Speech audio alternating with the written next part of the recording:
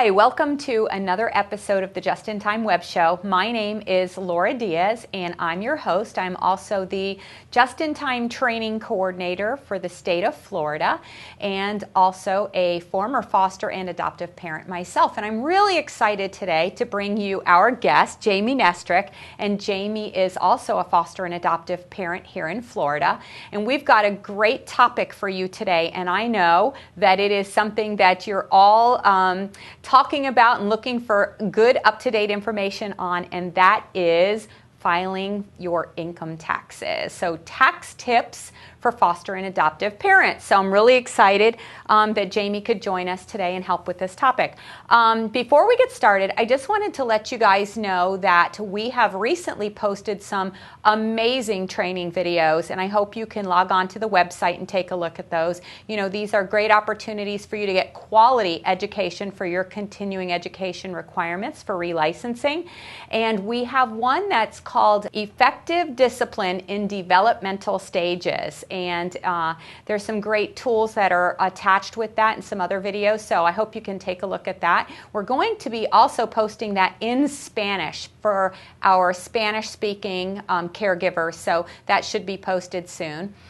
And we also have coming up a couple of great webcasts, live webcasts that we're going to be doing. So just keep an eye out for my invitations, the emails that have the links to register for those webcasts. And you know, we're always looking for your requests for training. So if there's ever something you need training on, maybe an issue that's going on in the home, and you don't see a training in our library on that, send us a request and we'd be happy to help you out and schedule a training. Okay, so let's get started with those helpful tax tips. Jamie, you want to introduce yourself to our viewers? Hi, my name is Jamie Nestrick. I am a practicing CPA in the state of Florida.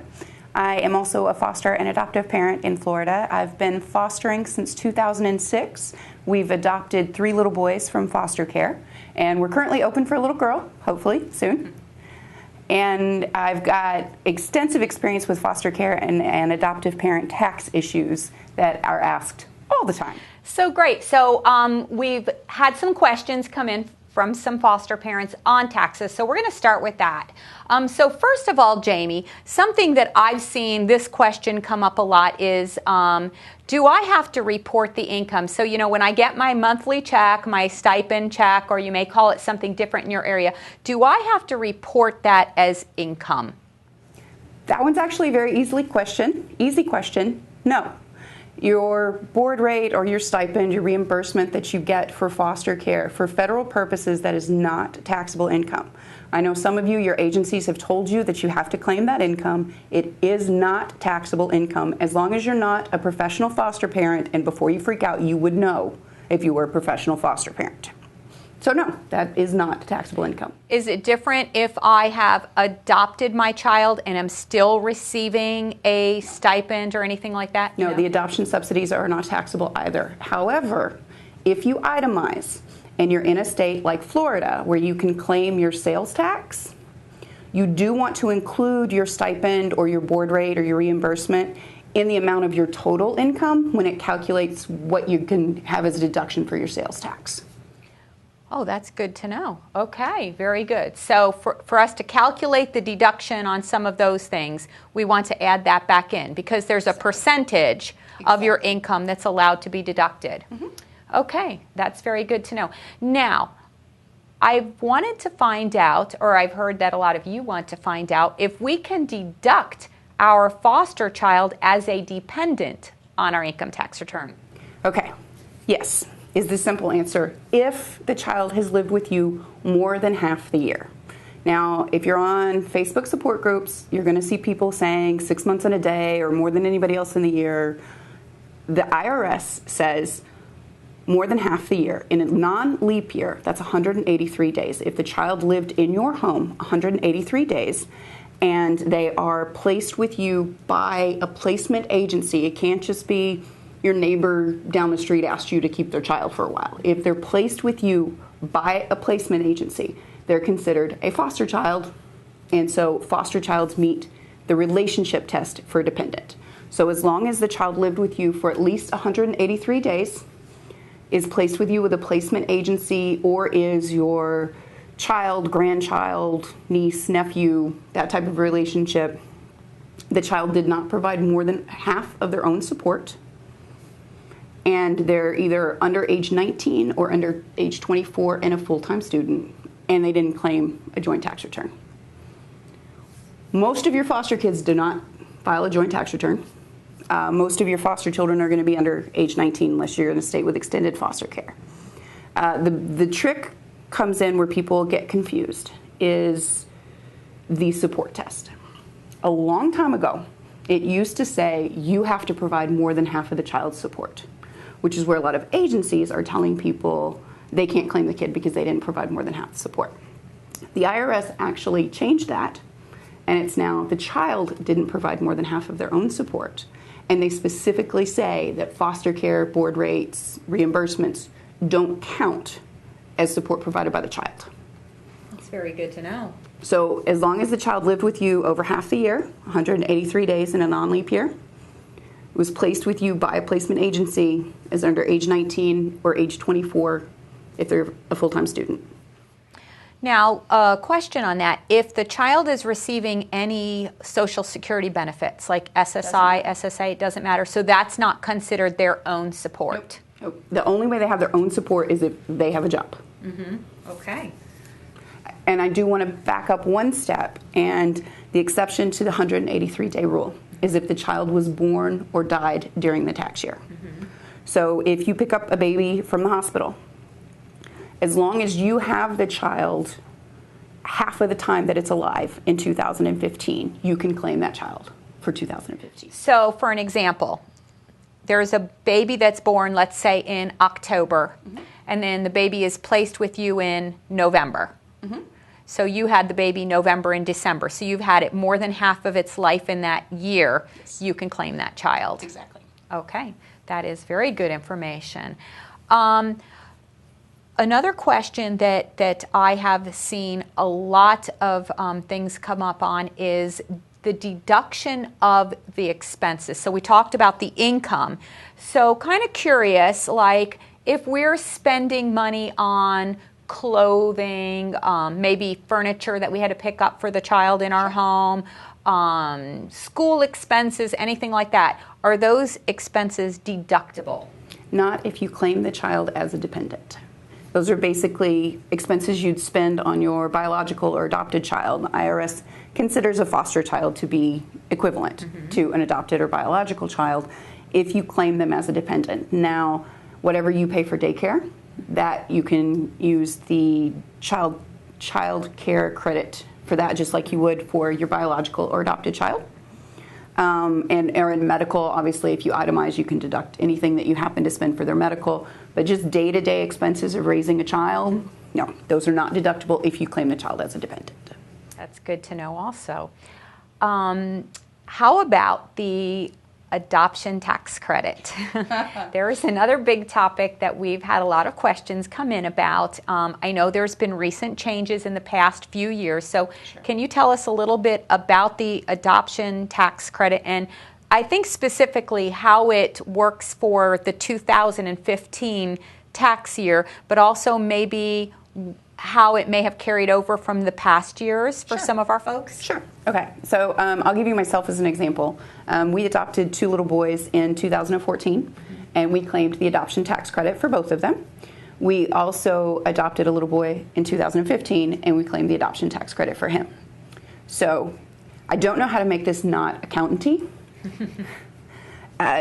Just keep it simple for us non-accountants. That's right. So the adoption tax credit right now is what's known as a non-refundable credit. Mm-hmm. So that means they're not going to send you a check. It's only going to reduce your tax liability to 0.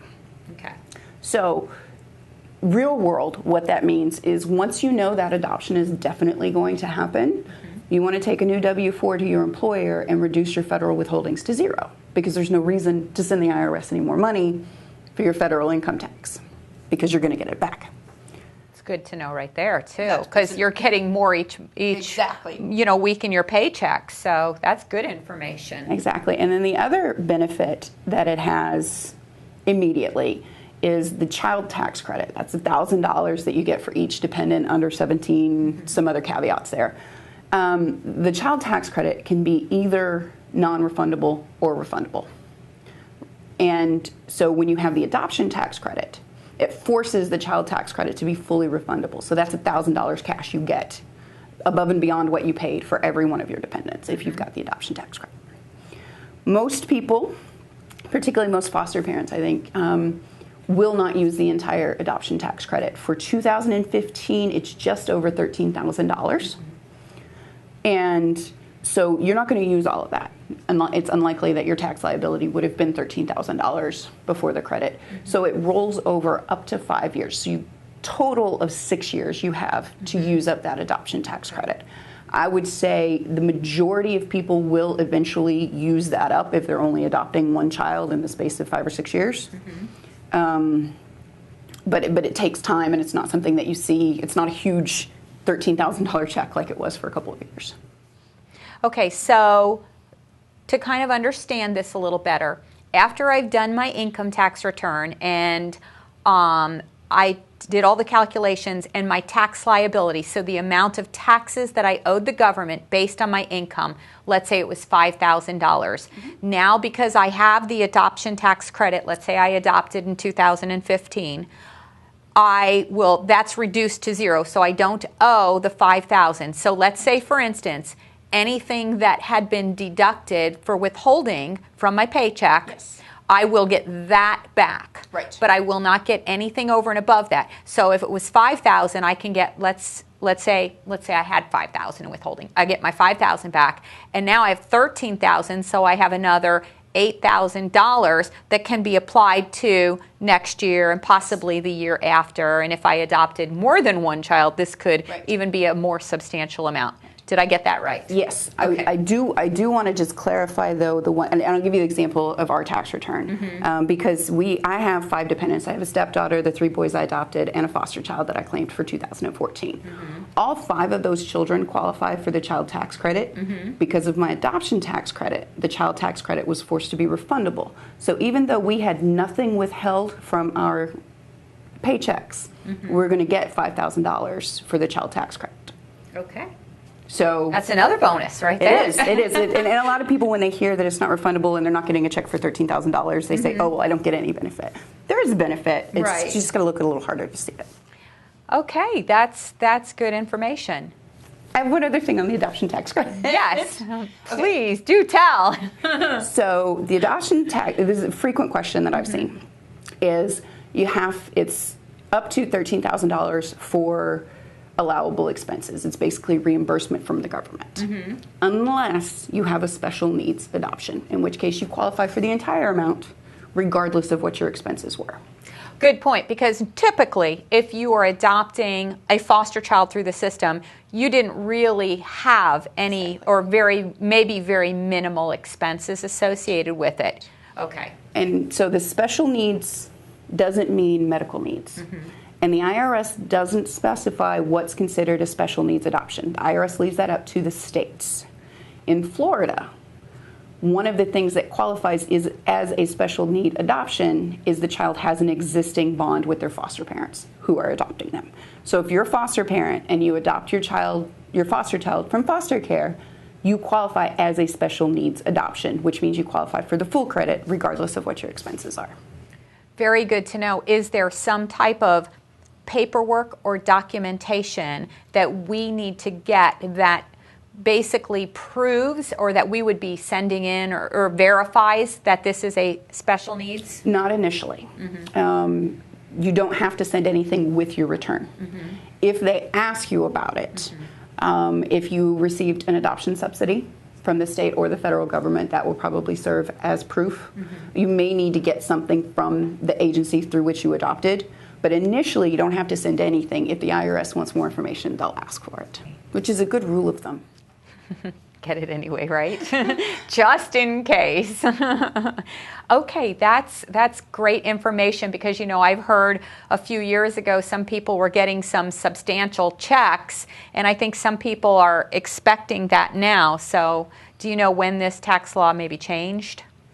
Was it a couple years ago? Honestly, it changed for 2010 and 2011. It was refundable.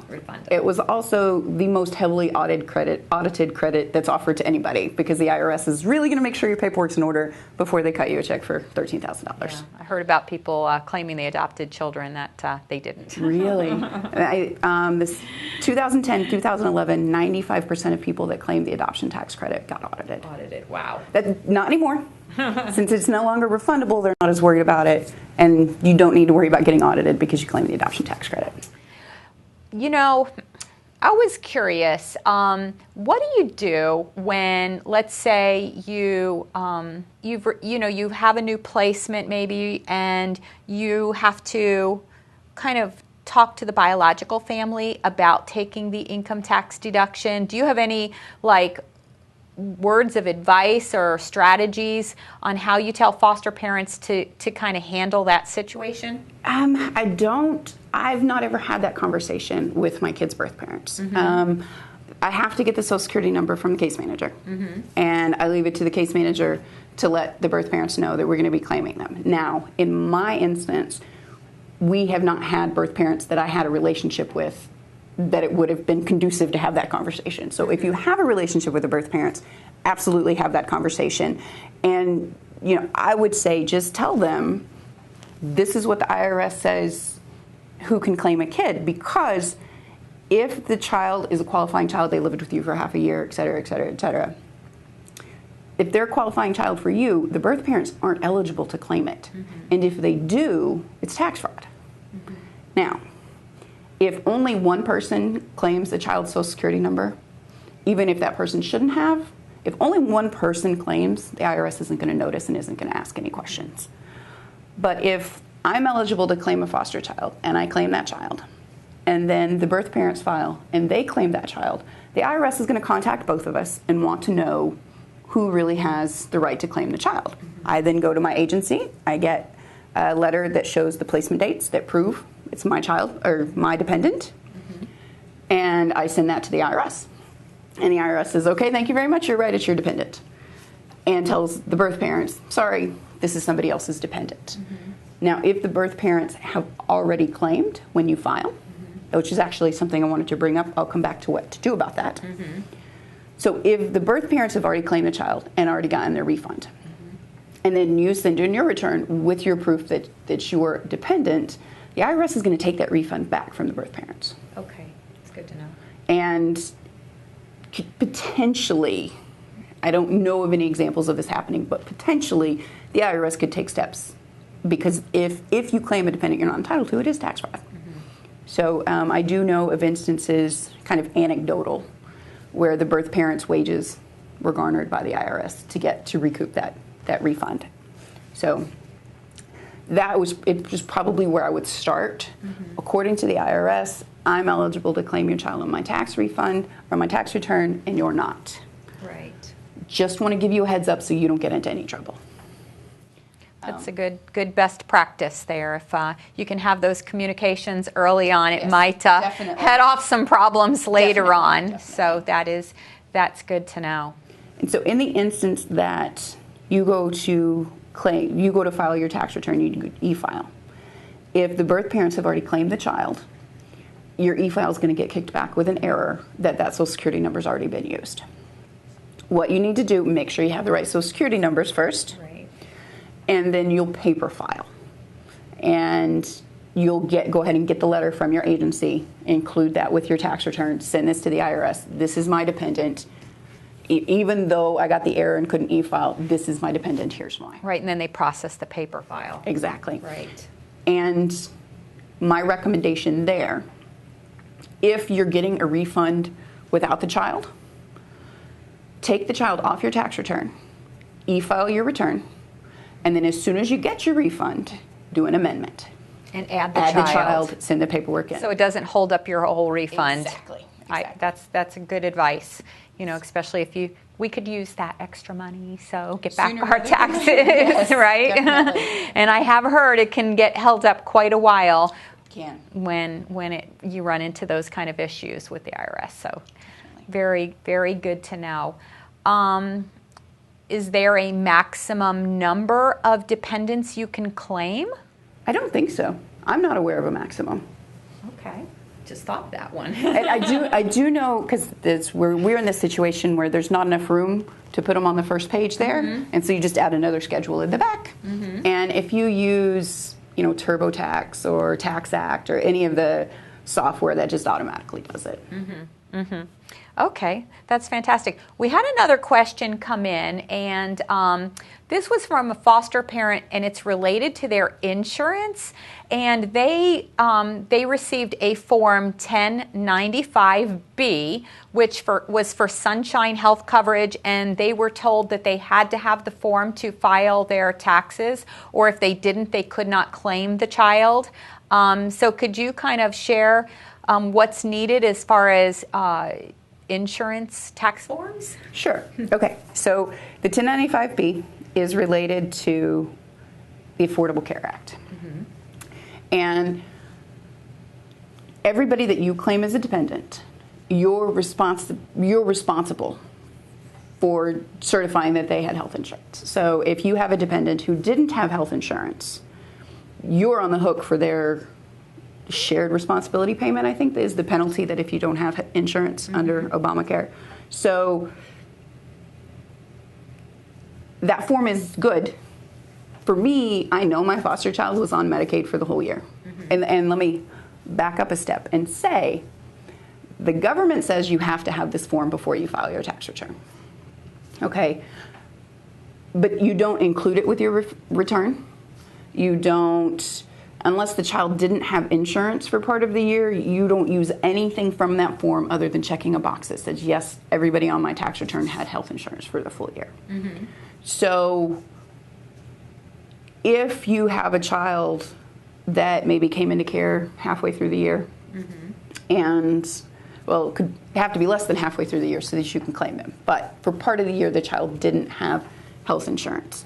If you were to file without that 1095B, there's a chance the IRS could come back and say, hey, wait a minute, what's the deal with this child's health insurance? Personally, I think the chance of that happening is slim. It is a possibility. It's not terribly unusual or terribly a big deal to get a letter from the IRS asking for more information. I realize a letter from the IRS is terrifying, but it doesn't have to be. Right. So if I have a child that I know, let's just say, has been on Medicaid all year long or through my Medicaid provider, and I didn't get this form from my CBC, let's say, or my agency, I'm okay to go ahead and file without the form. Absolutely. Is basically what you're saying, because I know that they were covered. Right. Really, the question comes in, if I'm not sure if they were covered, I might need to do a little bit of research just to make sure I'm not going to have a problem having claimed the child without that. Exactly. Okay, I get you. Yes. All right. So not as complicated as it sounds. We start throwing around all these forms, 1095s and all these other things. It's scary, I know. We're afraid of getting audited or... Anyway, so what are some other questions that you see come up a lot with foster parents related that maybe I missed here? Because these are just some that I see a lot. Sure. The big one I see is the what ifs. We talked about what if the bio parents claim the child before you have a chance, or even after you do. The one that I get a lot is, what if we had the child for 3 months, and then they went home for 3 months, and then they went somewhere else for 3 months, and then they went somewhere after that for 3 months? Who gets to claim the child? That's a good question. The answer is probably not you. You have to have that over half the year to meet the qualifying child test. You have to have over half a year. Now, if a child is not a qualifying child for anybody, it goes to qualifying relative, is the next possible category. But for a qualifying relative, you do have to have provided over half of their support, and you have to be able to document that. So most foster parents, if you did not have the child in your care for more than half the year, you're not going to be able to meet the qualifying relative rules. So half the year or half the time they were alive in a year. There's really not any wiggle room there. But the half the year, it doesn't have to be consecutive. No, it doesn't. I'm glad you asked that. If you have a child that's with you for 3 months and then goes back to their birth parents for 3 months and then goes to a grandparent for 2 months and then comes back to you for 4 months. Yes, my math works. Then you've still got over half the year. Mm-hmm. As long as you've got 183 days in a non-leap year. In leap year, you got to have 184. Okay. But as long as you have 183 days in a non-leap year, you can claim the child. Okay, that is good to know. And those don't carry over. It has to be 183 days in 2015. It can't be from 2014 to 2015 to total. It has to be in the tax year. I think those are the big ones. I know, actually, so I've been asked, what do I do to get the Social Security number? That's a good question. Okay. Ideally, you get it from your case manager. Mm-hmm. I know I'm through Community Partnership for Children, mm-hmm. and we don't have an issue getting Social Security numbers because they're aware that we have the right to claim the kids in our care, mm-hmm. and we don't have an issue. But I know some people do. The agencies think they know the tax law, and they're thinking back to when you had to have over half of the total support, or I don't know. People are difficult for different reasons. So I've heard a lot of people talk about going to the Social Security office with your placement paperwork and asking for the Social Security number. Mm-hmm. That shouldn't work. I've heard anecdotally of people having success with that, but it shouldn't work. They shouldn't give that to you, but they might. Also, the Medicaid, their Social Security number is tied to their Medicaid. Sometimes you can find it on a medical form.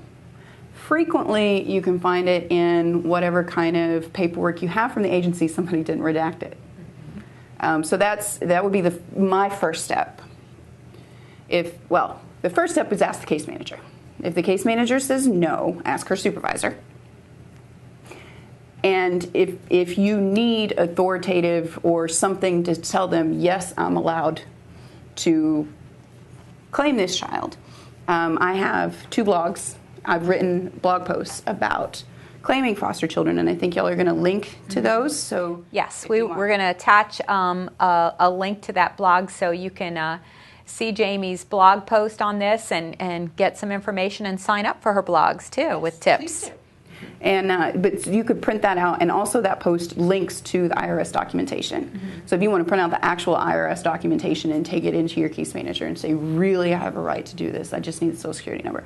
That would be where I would start. Mm-hmm. If that didn't work, go through all of your paperwork. See if somebody accidentally left it on something. Mm-hmm. If that doesn't work, I guess you can try going to the Social Security office. That shouldn't work. But I've talked to a lot of people that had success with that. Or maybe if you have a relationship with the birth family, you know, they can provide you that information. But I really think you need the Social Security number nowadays for so much more than just the income taxes. You need it for schools. You need it for doctors' offices. So I was actually recently told the physical that they get for school, their Social Security number has to be on that. Yeah. So if you've done that, I would hope that the case managers are providing this up front so that we have it. Yeah. Okay, well that's very good information. So basically we could go over a few other of the nuts and bolts of the taxes for 2015. I think we have a few extra days to file this year, huh? Oh, we do. It's actually April 18th, I think, is the deadline this year. There's a holiday in DC on the 16th. So that makes CPAs very happy getting a little extra time. No? Thought a few extra days. We actually like the busy season to end on April 15th when it's supposed to, so we can go on vacation. Right? Right. You miss spring break. I mean, come on. Exactly. April 16th, I'm out. It's over. Mm-hmm. So that's good to know. Well, we just very much appreciate you, Jamie, coming in and sharing us these tips on taxes. We hope that this has cleared up a lot of maybe misinformation that you may have seen or read, And as always, we hope that you will contact us if you have any questions or suggestions for topics that you'd like to see either in a training or in a web show. We love to do these and keep you up to date with the best information. And we love when our foster parents are experts because, it's always great when it comes from somebody who's doing the work. They really understand. So thank you so much, Jamie, for all you do, both with the children in care and adopting children and for our foster parents. And just thank everybody for watching us, and we will see you next time on the Just in Time Web Show.